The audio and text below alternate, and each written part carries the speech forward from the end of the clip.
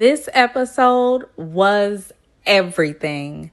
This is why I love reviewing Love After Lockup, Life After Lockup, because literally every couple gave me something to work with. The last two episodes, it was a little bit of a snooze fest, but this one, nothing to play with. Welcome to Leah DTV, where we kiki about reality TV. If you love TV and want to joke and laugh about all the drama you see, hit that subscribe button, baby, and get comfy. Y'all, every last one of these couples. Y'all ready? Let's go. So let's start with Amber and Puppy so I could go ahead and get them out the way and get to the good stuff. So Amber went to this door. Remember I told y'all last week she went to the side door of a house she ain't never been to. And the dude answered and he like, who are you? And she's like, well, is Puppy here? And he's like, yeah, hold on. So he gonna get her. And Puppy come out looking healthy, refreshed, rejuvenated. And she like, what are you doing here? And Amber's like, I got the address from your mom. Amber's like, why? She said, I just wanted to check on you. Amber's like, why? She's like, well, who's buddy that answered the door? Why? That's none of your business. Why are you here? Y'all, we not friends. We not smashing, so why are you here? Thank you, Puppy. She's there for a storyline. That's why she's there. Amber's like, oh, I just wanted to make sure you're alive. Why wouldn't she be alive? You're so dramatic. Ugh, so annoying. I gotta make sure she's alive. Why wouldn't she be alive? What, is somebody after her? What is happening? Puppy says Amber abandoned her and, she's over it, basically. She got her man. Yeah, that's her man in there. They in the house. Look like she was cooking or something. They chilling. What is you popping up on them for? Are you alive? Amber, go have several seats, please. Puppy said, you told me not to call. She said, I told you to call me when you got your ish together. She said, well, my ish ain't together, period. So peace. Go be with the druggy looking dude that you left me for. And I'll see you on the flip side, shorty. Period. Let's move on to Lacey and Shane, okay? Shane wants to do a family beach day, right? Here go Lacy. She getting out the car. She's like, it sucks. It's rainy. It's cold. And it's just not a good day. Stop complaining. That's why he won't give you no pipe, because you're always complaining. Lacy really showed her on this episode. So she's like, I love Shane, but the sight of him makes me vomit. Well, why are you there with him? Well, you just want to complain. Shane putting sunscreen on the baby. Here she go. Don't get it in her hair. Don't get the baby look. It's in her eye. Don't get it in her hair. First of all, the baby don't got but that much hair. How you gonna mess up the hair and the hair is laying flat on her head? Child. Lacy says she is just irritated and she needs some pipe. Well, baby, where's that vibrator at? Pull it out, because you getting on my damn nerves. So anyway, the friends and the families pop out. They come out. And Lacy's annoying ass daddy show up. He get on my damn nerves, y'all. And he's talking about beer. Big surprise. He's like, well, yeah, we're going to have some beer and play on the beach with the guys. Okay? Yeah, whatever. Go have a drink. So Lacy tells her friends, she's stressed and sexless. Okay, well, what do you want them to do? She tells her friends that Shane showers and he puts on cologne. He goes to the gym, and then when he comes home, he showers and puts on cologne. Now, I'm not going to lie, that's a little suspicious. But he probably is cheating. I ain't gonna cap. So her little friend, I'm going to call her Insecure Sarah, says, well, check his phone. You have to check his phone. Lacy's like, she's like, check his phone. You give me that phone. Check it. I'm like, I respect Lacy in that moment, because you ain't got to check his phone, baby. Whatever's done in the dark is going to come to the light. I'm not a phone checker. Let me tell y'all something. I checked somebody's phone one time, maybe twice. And when you go looking for something, you find something. So I don't check phones. Listen, if you cheat, I'm going to find out one day, one way or another. I'm going to find out, because I'm going to ask God to reveal it to me, and baby, it's going to all be revealed. Her little insecure friend is telling her to do evil things. It comes out that Shane has been texting somebody about working out and fitness. That's what I got from it. And I think the girl was like, great session. And she had an X after that. So the friends is like, oh, that's X and O's. Why is she sending him X and O's? Baby, she could have hit that X by accident when she was trying to hit send. Y'all jumping to conclusions? Oh my God. They got all that from that little text. Talking about who is that? Who? It ain't nobody, probably. Not nobody he's smashing. So because she found that text about fitness with the X and no O in that text, she gets up from that beach, goes to a bathroom on that same beach, calls John, and vents to him that she shouldn't have even married Shane. She don't know why she did it. If that text made you fall into your ex's arm, you don't need to be married. And now I'm talking to Shane. Shane, run. Because between her and her daddy, baby, I would have been pulled my hair out. That is ridiculous. She's really going to call John because she found a text that she thinks Shane is cheating because he did it before. So you have no trust for him, basically. You did all that. Do you not remember your vows? For better or worse, maybe? Maybe even just talk to him about the text. Maybe. I don't know. She acts like a little insecure girl, and it's annoying as hell. Moving on, let's talk about Deontay and Nicole. Y'all, they back. They are back, and boy, did they make an entrance. So Deonte is flexing his bird chest in front of the mirror, getting ready for his blind date. I was surprised to see that it was a pretty black girl. I was like, Deontay talked to black women? Oh my gosh. And she wasn't ugly. Child. You learn something new every day. But then again, you don't, because Deontay didn't like her. Spoiler alert. So Deontay says, she's not even high maintenance. I mean, she don't even got on heels. Yeah, she had on Jordans. The same ones you be buying Nicole. Look like they had the same J's. I ain't never seen Nicole have on heels besides the night y'all went out. Y'all are at a lake. Why would she have on heels? Come on, Deontay. So they get on this little boat to paddle, child. It looked like exercise. I ain't like it. Deontay asks her, why are you single? How are you single? And she says, well, the last guy that I tried to date used me as a rebound. Can you believe that? Deontay was looking so stupid. He was like, yeah, me too. You know that's what he was thinking. Ugh. So she asked him the same question. Why are you single? And he was basically like, because I like jailbirds. I pretty much, I go on the prison websites and I look for the most blondest thing I can find. And that's how I do my choosing. The redhead was like, huh? You date jailbirds? Yeah, since he dates jailbirds. And not any kind of jailbirds. Nicole jailbirds. She sat her flowers down, baby. She was paddling with that bouquet and everything. Soon as she heard all that, she went ahead and set the flowers down. Deontay goes on and on about his ex, Nicole, and how he didn't get no sex from her and that, you know, his sex drive is high. I really wish Deontay stopped saying that. And you know what? When he did say that, y'all know who I thought about. I just bet little Nicole is in that same lake. R.I.P. little Nicole. I bet you wish you had her now, huh, Deontay? Huh, Deontay? Yeah. Nicole Jr. ain't do nothing to none of us.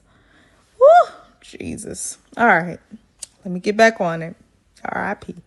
So his date says that it is weird that he is talking about his ex, but he has a nice body and he's dark and handsome. She smirked before she said dark and handsome because it ain't no damn way. Baby, dating in 2021 must be slim pickings because if Deontay is prime beef, I don't even want to know what else is out there. She was really digging Deontay. I was like, what is happening? Deontay looks like the where my hug at dude from high school. Where my hug at? That's who Deontay looked like. The redhead was really pursuing him. So the whole time I'm just thinking in my head, baby, you and your red box dye hair, better go. Y'all better run the opposite direction. Because Deontay ain't over bleach blonde Nicole. Deontay goes ahead and let us know that he can't stop thinking about Nicole. And he needs to be sure. Okay? Because he ain't sure. He needs to be sure that she was really using him for his money. Wow. So we wasted all last season and you still ain't sure, Deontay? No. You need to keep collecting those checks from WeTV. That's what you need to be sure of. And speaking of collecting checks, he gets a phone call in his car talking about, it's a bill collector. Am I in debt? Hell yeah. Why? Nicole, and my dumb ass. Yeah, but it's more of yo dumb ass. Because if you hadn't been such a dummy, then you wouldn't be in debt.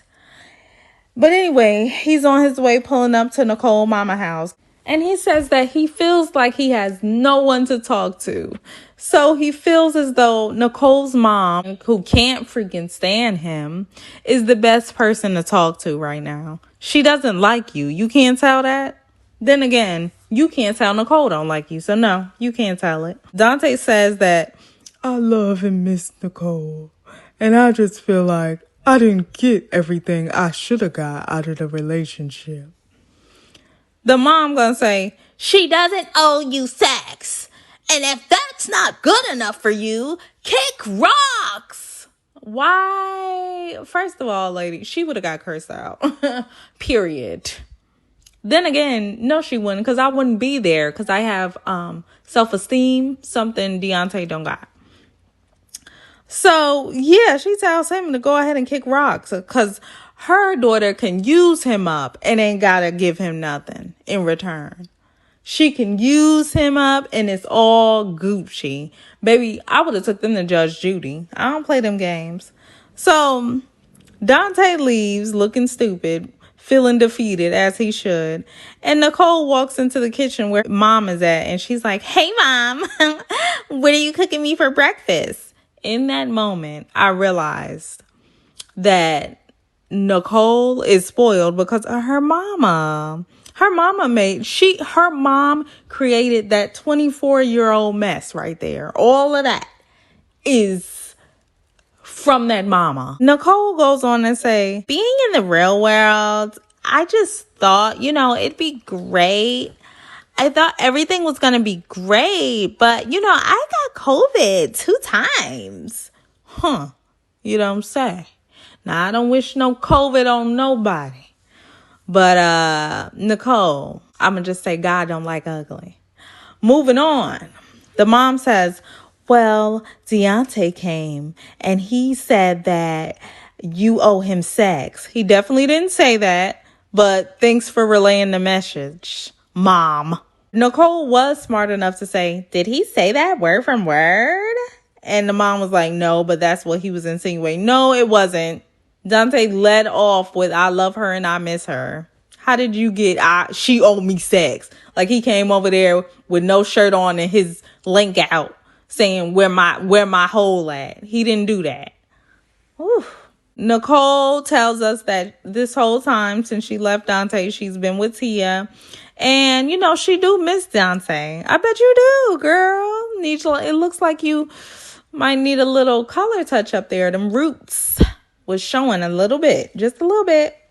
So in that moment too, I was wondering, why is she sleeping all day? It looked like it had to be at least 1 o'clock in the afternoon. She's just now getting up.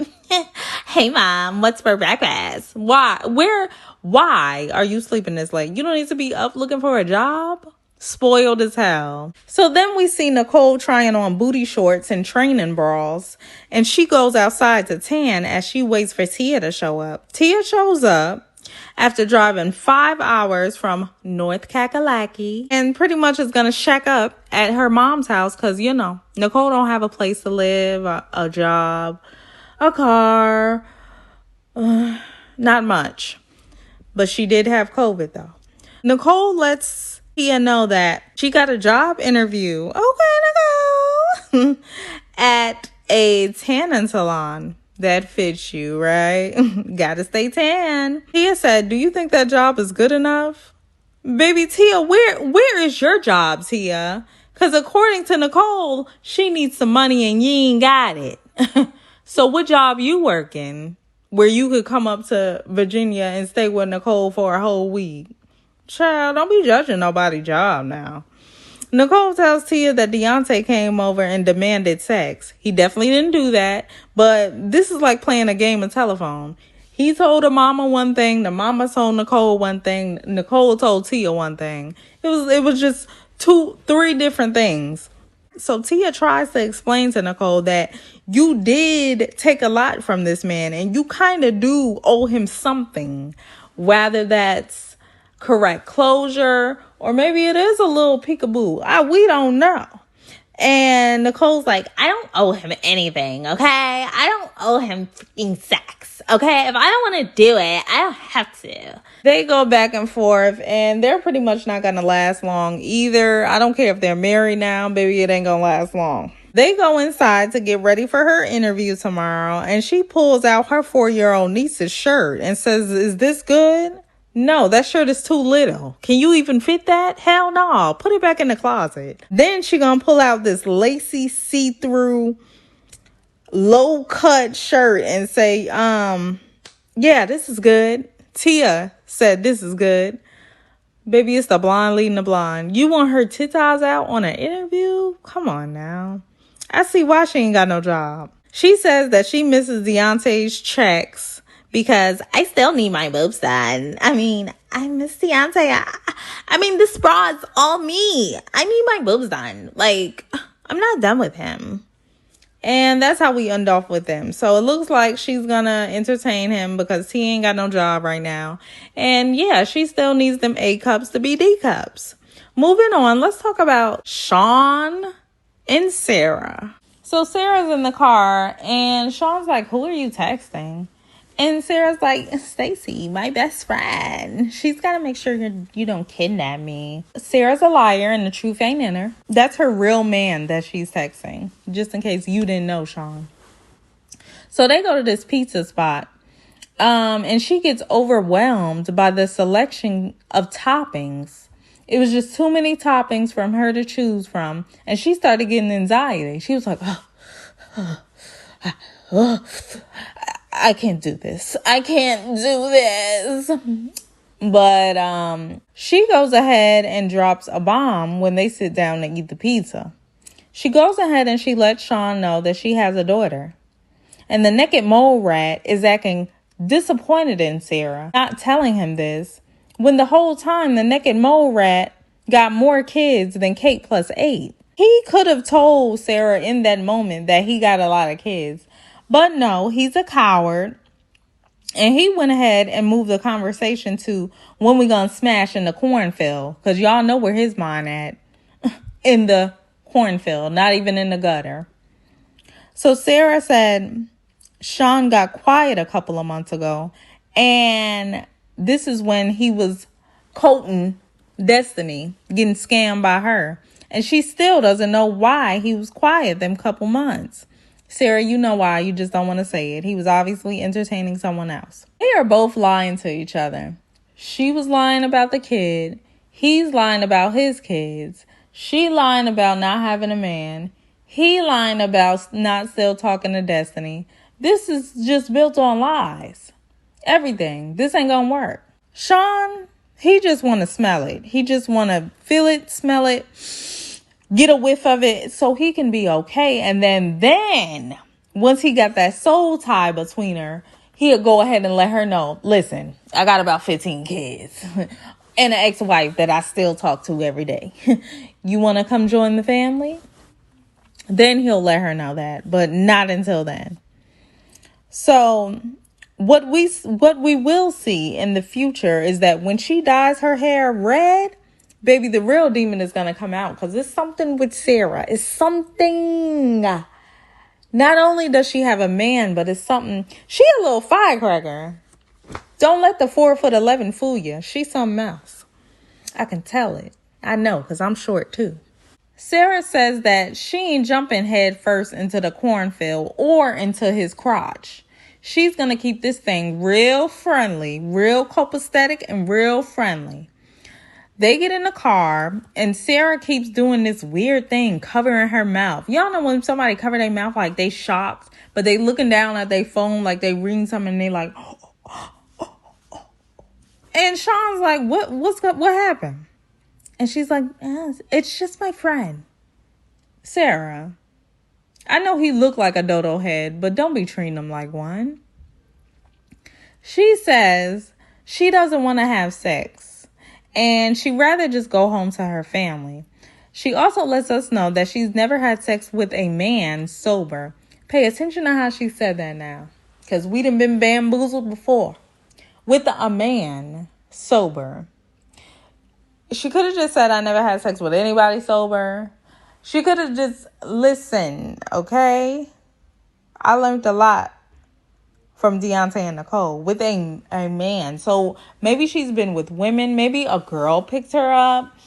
We don't even know. I need to know more about this Sarah character, okay? Sean is disappointed. And she also drops a bombshell that she just want to be dropped off somewhere. Just drop her off. She ready to get out the car. She was making me nervous how she was talking to him. She was like, I don't want you to know where my mom lives. I don't want you to know her address. Sarah is playing games in this moment. She used him for basically a ride and a dinner. Like, she done ate, got her stomach full. She out of prison. She ready to go somewhere.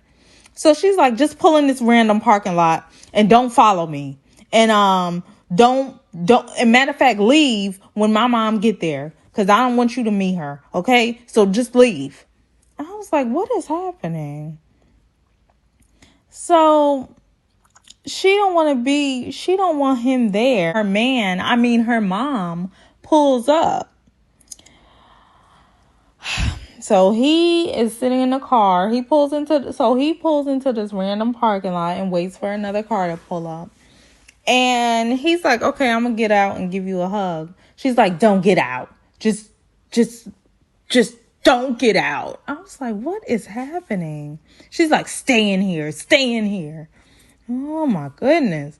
So Sean, I just want you to know that was her spouse. Because why wouldn't if it was her mom, it wouldn't be no big deal for him to get out and give her a hug. What would that do? So Sean was trying to see who was in that car. So he pulls behind the car to exit, and she's like, oh my God, of course. She gets out the gray car, goes to where Sean's car at, and she's like, don't follow me. There's another way to pull out. Don't follow me. I love you. Okay. Bye. I was like, oh, hell no. Sean, sweetie, I think you better move back to Nevada or wherever you live at, wherever your kids are at, because this girl, she's about to play you like a fiddle. And I'm here for it. In that moment, I felt a little bit sad for Sean. I was like, damn, he getting played again. But then I don't, because he be the one searching the prison websites for spouses. Like, what do you expect? And then you lie to them just to get the goodies. Something is wrong with Sean, too. I can't feel sorry for him. So then as she pulls off, she's like, psycho. Then she called you a psycho when she got in the car. Woo, disrespectful. So that's the last time we see her. Sean's like, I don't even know if I'm going to see her again. You probably won't. And you done moved all the way to Ohio. What a dingbat.